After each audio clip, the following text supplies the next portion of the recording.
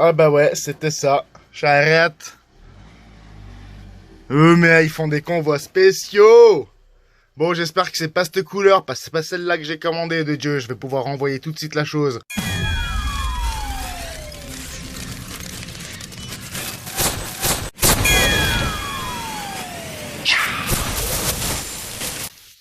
Ok, le courrier vient d'arriver. Et c'est toujours une bonne nouvelle, surtout quand on sait qu'on a commandé quelque chose et qu'on est en attente. Allez, magnifique Hawk, très ancien, mais il a été bradé à un prix incroyable. 1,36 m d'envergure et une longueur de fuselage d'1,46 m. Ça, c'est un ARF un peu particulier parce qu'il a été vendu avec le moteur, donc la turbine. Le train d'atterrissage fourni avec l'avion est en alu. J'ai déjà vu les pièces, elles sont bien robustes, on va rentrer en détail après. Par contre, pas rétractable, il n'y a pas les cerveaux, mais il suffit de les ajouter et vous pouvez garder le même train. On va procéder à l'unboxing et on va regarder en détail tout ce qu'on a reçu. Cool. La gueule de l'emballage, quoi, il est scotché de partout, regarde comme c'est usé. Ça, c'est un truc, ça doit faire 27 ans qu'il est dans le stock. Ils se sont juste donné la peine de le rouvrir pour mettre les bulles dedans. J'ai cru que c'était des pommes de pain. J'ai cru que c'était des pives, de Dieu. Bon, bah ça va, il est bien noir. Et puis ça, ce qui m'intéressait surtout, c'est le fuselage. La taille du bestiau, quoi. Je mets ma main, on voit pas, mais le fuselage est bien plus large que ma main. Bon, avant de tout péter. Oh. Ah ouais, mais il est en ARF chez ARF. Oh, le chasseur de malade. Je sens qu'on va bien rigoler. Les cerveaux, la turbine, tout le soin. Belle turbine. Ah ouais, c'est quand même du 9 cm. Mais c'est un bestiau énorme. Putain. En fait, je m'attendais pas à avoir cette taille. Ça commence là. Et la pointe est là-bas devant. Effectivement, il est d'une sacrée taille. 1,46 m de fuselage. Il n'est pas encore assemblé. L'arrière, l'avant, le cockpit, la dérive, magnifique. Et j'ai pas une main de minet, donc c'est pour vous montrer un peu à quoi ça correspond. Et là, les élévateurs, les stabilisateurs. On est donc sur un Bayhawk qui est très ancien comme modèle. J'aime pas le rouge classique quand vous fout sur ces avions. Donc moi j'ai sauté sur l'occasion parce que du noir c'est un peu plus rare. Et celui-ci traînait en stock depuis au moins 27 ans à mon avis, connaissant le site. Et là, tout le petit matos. Voilà, c'est de l'ARF de chez ARF. Hein. On a là la turbine, je l'ai montré tout à l'heure, qui sera activée par ce moteur. Il a l'air bien violent. C'est mon deuxième chasseur, mais il y a une grosse différence. Le premier que j'avais était de la marque Hype. Vous savez déjà duquel je parle. C'est l'Interceptor, et en plus, c'était la première version de l'Interceptor. Évidemment, je me l'étais procuré quand je savais pas encore piloter, et donc il avait fini dans un champ, respectivement, dans les mâchoires de la moissonneuse-batteuse. Bon allez, c'est parti, l'assemblage sera rapide. Peut-être il y a juste les petites pièces ici où je vais me prendre la tête, hein, mais c'est très motivant. Allez, go! C'est parti pour ce bestiau en 6S. Ça mérite presque du 12. Bon allez, on est toujours à la Airless Hut, Airless 69 RC. N'oubliez pas le petit pouce en l'air, de vous abonner au passage et d'activer la cloche de notification. Nous sommes quelques semaines après ce unboxing. Place à l'installation de cette magnifique turbine. 9 cm, donc 6 pales. 6S, on nous suggère un ESC de 60 ampères, moi j'avais qu'un 80 sous la main, donc eFlight se charge de cet élément, et sinon ben quelques rallonges pour aller alimenter les deux cerveaux à l'arrière. Donc pour l'élévateur, un cerveau pour la dérive, deux autres pour les ailerons, plus le train rétractable. Petite précision, ici présente la dérive, On va se donner la peine de découper tout ça là. C'est pas prévu à la base. Parce que là-dessus, moi, je souhaite une dérive. Au niveau de l'électronique, on a l'essentiel. On a des petits bouts de balsa par-ci par-là à coller. Notamment pour tout ce qui est vis. Comme ici pour attacher les ailes. Ça vient se mettre ici par exemple. Voilà, une petite plaquette. On créera encore les petits trous. Donc c'est du pur ARF. Hein.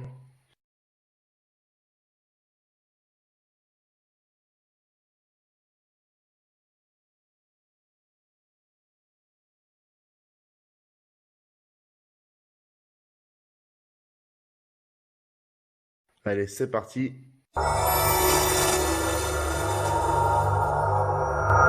Voilà, pour la première partie. C'était pas génial, fallait trouver les moindres coins et recoins où à poser la colle de contact. On a quand même réussi à faire quelque chose de convenable. Un gros scotch par sécurité à ce niveau-là. C'est donc très fin et ça fait pas une grosse surface de contact avec la colle. Donc voilà, on sécurise. La turbine, bien en place, c'est bien blotti dans le moule. Je suis bien aligné. Il manque plus que les deux vis et on est bon. Je me réjouis d'ajouter l'avant. On n'a pas vu le détail, mais j'ai dû faire une petite entaille au niveau du plafond pour faire sortir le câblage. À vrai dire, il y avait une cavité ici d'origine prévue à cet effet. Mais mon câble d'alimentation, qui au passage est un EC5, était trop court. Autre petite chose, l'ESC E-Flight 80 A installé sur cet avion est fourni avec un interrupteur, mais il faut le placer quelque part. Donc lui aussi étant trop court pour sortir là, j'ai troué le collet et c'est tout bon. Ainsi que le petit cache prévu d'origine que j'ai dû donc adapter, pas grand chose, pour l'accès à cet interrupteur on-off. Voilà, on continue. Là, je viens de terminer l'aile avec les rétracts et puis les petits cerveaux. Et voilà, on arrive au bout de cet assemblage. Il est entier, il est volable. Je me suis embêté à mettre les trains rétractables. J'ai malheureusement pas pu mettre ceux d'origine du jet à l'arrière. Pour un détail à la con, hein, mais disons... cette partie en plastique est collée, donc si elle était vissée, on aurait pu se contenter d'un tour de tournevis. Hein, mais voilà, il faut casser cette partie pour obtenir un petit bout de tige de ce mécanisme retract et pouvoir enfoncer ensuite cette partie-là dessus. Mécanisme du Trojan T28 1,20 m de chez E-Flight que j'avais craché à l'époque et dont j'ai récupéré toutes les pièces. Donc quelque part, c'est quand même fort avantageux. Je viens d'intégrer en dernier lieu la partie avant. J'ai pas beaucoup de débattement, je sais pas ce qui se passe. Bon, de toute façon, c'est du débattement E-Flight. À la base, on en a déjà pas beaucoup sur les avions. Donc voilà, c'est uniquement mécanique, ça suffira à grande vitesse, de toute façon ça fera la différence, surtout qu'on est censé être en l'air la plupart du temps. Voilà, donc rétract. Il préconise 15 cm entre le bas de l'aile et le sol à l'arrière et 13 cm devant, soit 2 cm de moins à l'avant. On va poser l'avion pour la première fois. Voilà ce que ça donne. La S3X et le petit satellite. On nous suggère 3200 mAh pour la lipo. Mais bon, moi j'avais pas plus petit que 3007, donc je partirai avec ça. Et par ailleurs, le CG 12,7 cm à partir du bord d'attaque. Et j'ai vérifié, c'est parfaitement ça. Et c'est également parfaitement équilibré avec cette lipo 3700 mAh 6S. Il faut optimiser l'équilibre. Là donc, je sais pas si on voit très clairement, il n'y a pas probablement les 2 cm de différence de hauteur entre l'avant et l'arrière. Je sais simplement qu'il est à niveau, voire un peu plus bas à l'avant. Voilà, avec les suspensions, Quelques finitions seront nécessaires, des coups de silo noir un peu par-ci par-là. La dérive. Un petit coup d'élévateur derrière. Allez, petit coup de gaz.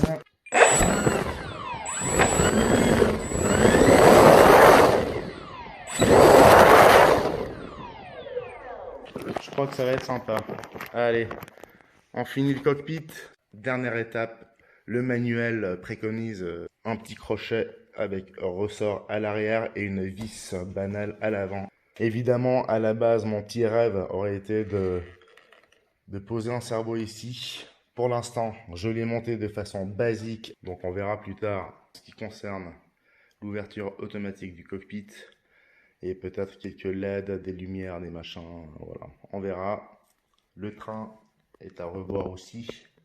Je le répète, c'est le train d'un Troyan T28. Je pourrais toujours me prendre la tête avec plus tard. Je vais sans doute le faire parce que c'est très joli avec ces trains d'atterrissage en alu. J'aurais passé en tout et pour tout à peu près 7 heures dessus parce qu'il y avait pas mal de choses à rectifier, des pièces manquantes, beaucoup d'improvisation. Un ARF pur et dur. Allez go, on termine ce chantier. Nice.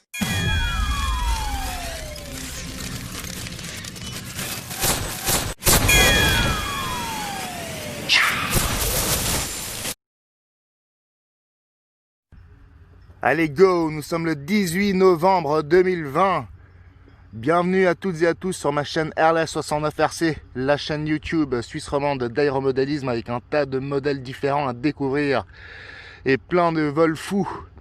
Aujourd'hui, ce clip pour lequel je vous remercie de visionner, consacré exclusivement à ce Bayhawk de chez Fly Hobby.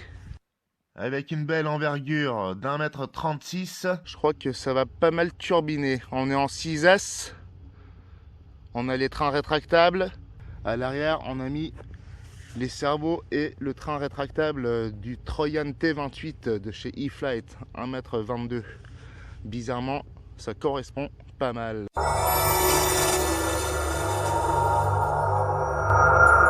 On a donc une Lipo 6S. On peut peut-être montrer à l'écran.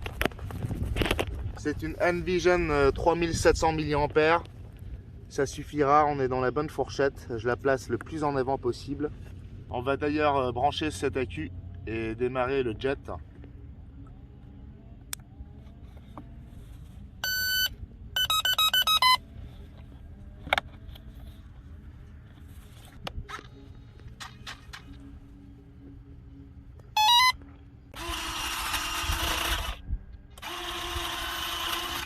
Donc on n'a pas de flap sur cet avion. On a les ailerons qui sont relativement faibles, un élévateur et la dérive relativement faible, mais ça suffira pour ce jet. En espérant qu'on aura plus de chance qu'avec le Sukhoi Su-30 qui avait connu un maiden crash dramatique. Allez, merci à mon frérot qui est toujours là pour me soutenir et pour filmer.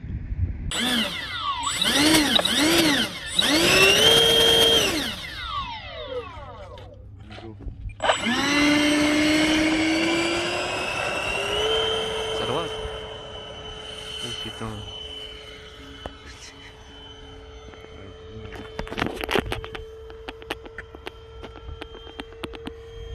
Tu vois un peu ou pas? Ouais, c'est bon.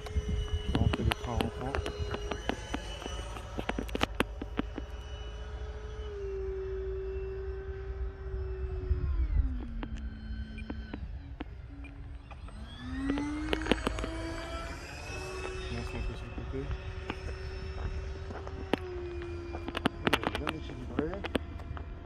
Alors 6S avec un réacteur de 9 cm de diamètre, c'est pas du tout du luxe. L'avion semble relativement lourd.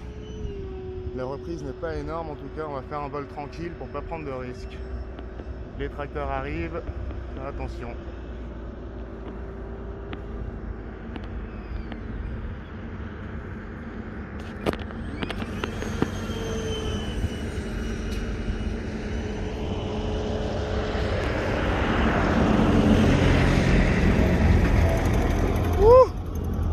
C'était lent ça.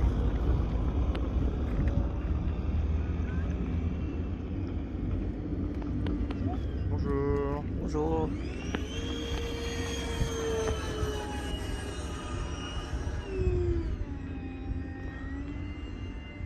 on a 3700 mAh 6S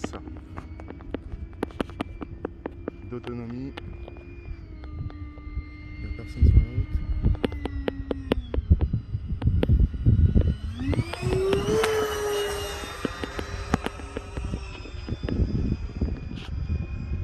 Alors franchement, il a de magnifiques caractéristiques de vol.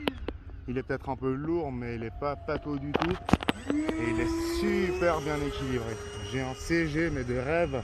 Regardez, enfin vous venez de voir, j'ai mis les gaz à fond. Je vais tout droit. Il ne plonge pas, rien. Nickel. On va sortir le train. Film. Ah. Voilà. Train sorti. Et on va atterrir. On va prendre depuis là-haut. Ok? On se déplace un peu? Désolé pour ce vilain bruit que vous entendez en permanence depuis tout à l'heure. Ce sont des accessoires accrochés à mon portable qui volent au vent.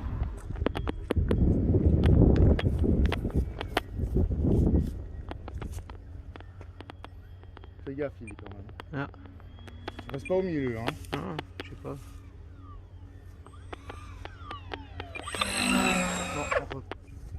Non. Oh bah de Dieu, j'ai 10 balles. De nouveau, les gaz coupés. Vous avez la preuve? C'est ça ma coupure de gaz.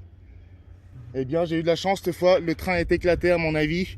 Mais j'ai réussi à atterrir sur le ventre sans qu'il se passe rien. L'autonomie, je suis à 2 minutes là. Bon allez, on y va.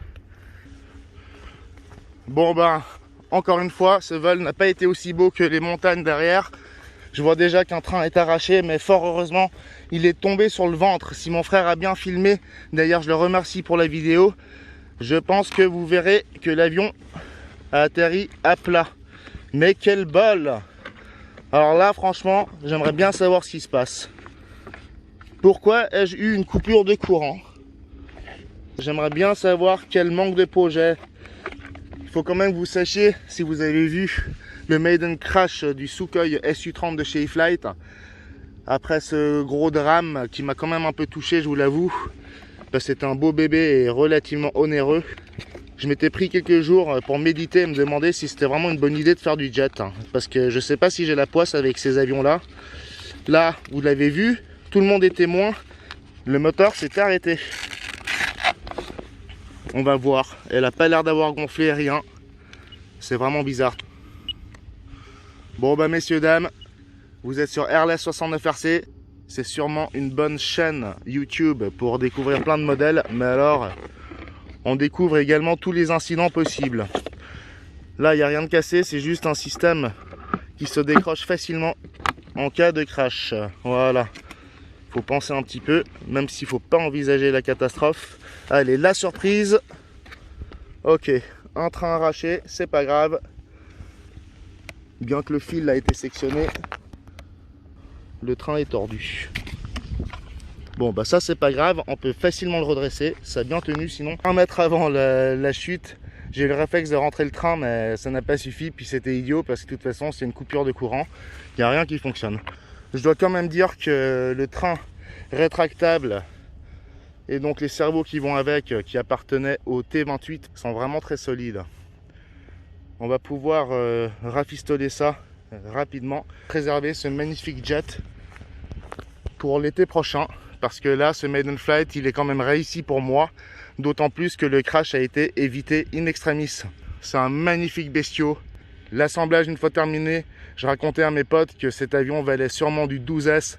Je crois que je vais lui remettre un beau train d'atterrissage de qualité et on va envisager bien naturellement cette nouvelle motorisation. Merci mon frérot, ça c'est le soutien, c'est la famille.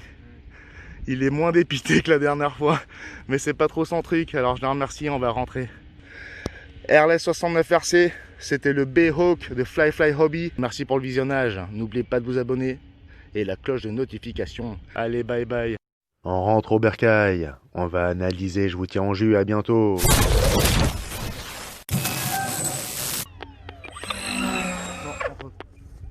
Non.